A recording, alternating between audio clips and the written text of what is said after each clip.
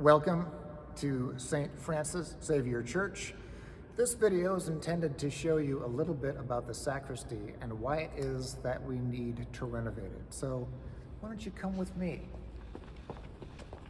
As we walk into the sacristy space, which is something you might not have seen before, you'll notice that there are exposed utility boxes to your right, above you, and to the left.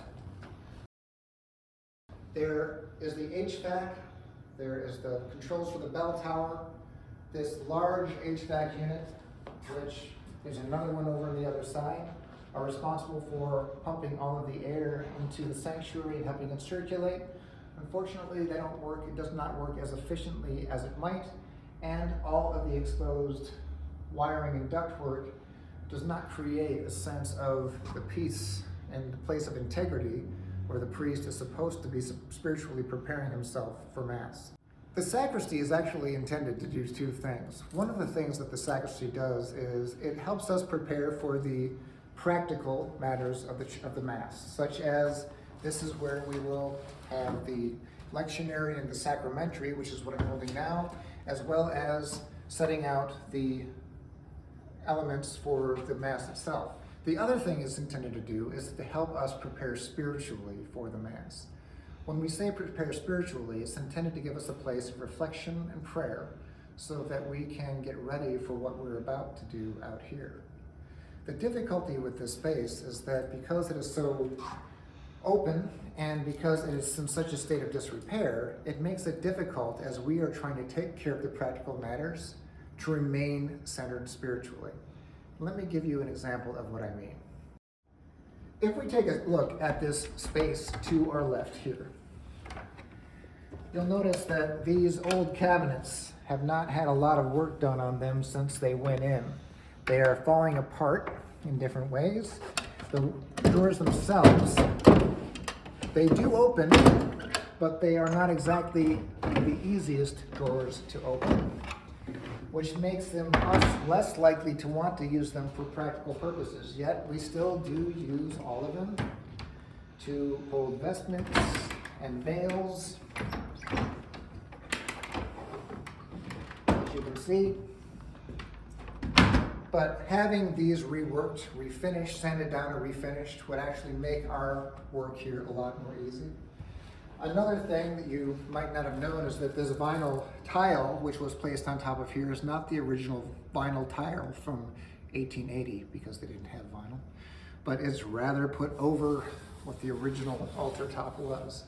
And so having an actual top on here that was not held on by, bent metal and tape over the nail holes would actually, again, help just beautify the place to make things a little bit easier for us to get recollected.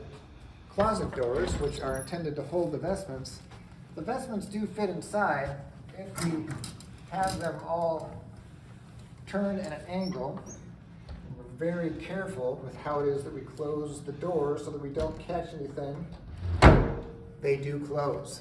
Same with this cabinet for holding the elves. I actually put this on in 2013, this little latch, because the original latch is broken. You can see, we can hold all of our elves, but one does wonder, is there a more beautiful way that we could attend to this? As you notice the chipping paint, it's actually fitting in with the decor of the rest of the sacristy.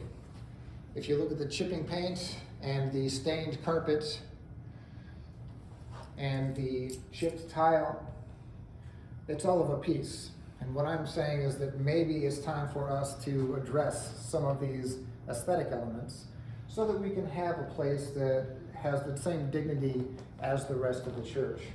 If you'll follow me into the back hallway, this is the hallway that combines the two parts of our building. Again, because we do not have appropriate storage in either of the sacristies, we have to store certain things out here, such as water, old linens, these window dressings. They don't exactly work as well as one would hope. These windows are the same windows that we've had for the last 120 years. Again, all of this could be more functional and more useful We could be hanging things along the sides of the hallway up above. We could be using this space for something other than storing ladders. As we come into the second sacristy, what was called the server sacristy, we have a strange collection of cabinetry that was put in at different stages. So this one we're using for cleaning supplies. This one we are using to store the flower supplies that we see out on the altar. All of the beautiful stuff that happens out here, that's what this space gets used for. So all in all, generally speaking, these exposed wires, these exposed cables, the fact that this bathroom is situated in such a way as to be in front of the windows itself so that you can't actually see the light of the windows coming in. All of this can be rearranged in a way that would be more conducive to our preparation, not only with regard to using the physical space to attend to the practical matters, but also help the people who are preparing to celebrate the Mass to dial in more spiritually, because they won't be distracted by how cluttered everything is back here. There is a way to have both functionality and also reverence at the same time, and I believe that a new handling of the sacristy will actually help us do that. Ironically, the sacristy is the one thing that is the most fully funded. We already have $250,000 set aside for a sacristy project. So as far as people who are wondering why it is that we're spending money on the sacristy, the reason we're spending money on it is because a generous donor has already stepped forward. Actually, several generous donors, but one major generous donor with $200,000 has stepped forward to offer us an opportunity to redo this space.